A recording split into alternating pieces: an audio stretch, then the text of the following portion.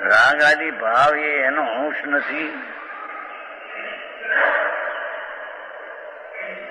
અને રાગ આદિ ભાવ એનો વંશ નથી.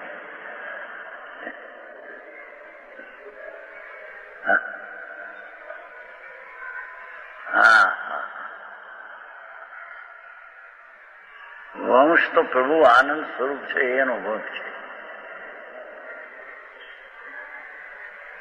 રાગ આવે દયાદાનનો વિકલ્પ છતાં તેની જાતને વંશ નથી એનો, એથી તેનો તેને આદર નથી.